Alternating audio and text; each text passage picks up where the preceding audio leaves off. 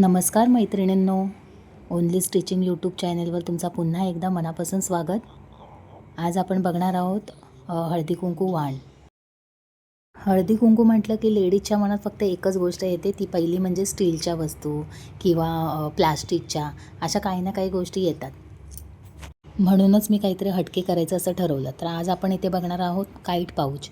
आता तो कसा बनवायचा हे आपण व्हिडिओला वेळ न करता सुरुवात करूया. इथं मी 13x3 इंचाचा मेन फॅब्रिक, नॉन-वन आणि रबर शीट कट करून घेतलेला आहे. सर्वात आधी इथं मी रबर शीट आणि मेन फॅब्रिक याला क्विल्टिंग करून घेतलेलं आहे चारी बाजूनी, आणि उरलेला कपडा आपला असा थोडाफार साईडने कट करून घ्यायचं आहे. जसं मी व्हिडिओत दाखवलं तशा पद्धतीने हा तुम्ही केलात तर एकदम सुंदर पाऊच तयार होईल. आता ह्या दोघांना आपण जॉईन करून त्यांचा मध्य काढून घ्यायचा आहे.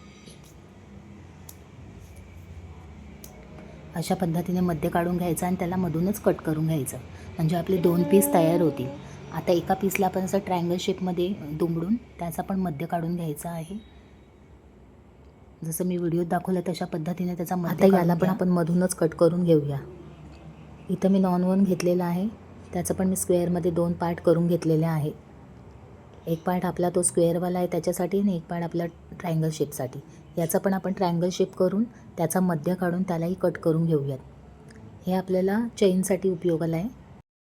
आपल्याला चेन लावायचे इथं, म्हणून आपण हे ट्रायंगल शेप कट करून घेतलेले आहेत. आता इथं मी मेन फॅब्रिकवर उलट्या साईडने चेन लावून घेतली आहे.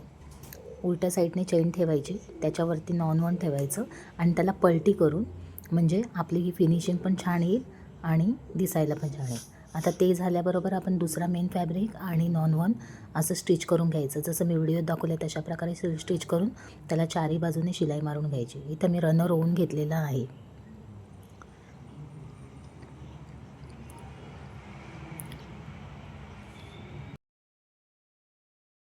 इथं आपला दुसरा स्क्वेअर, त्याच्यावरती आपण नॉन-वन ठेवून तो पण स्टिच करून चारी बाजूने घेऊयात.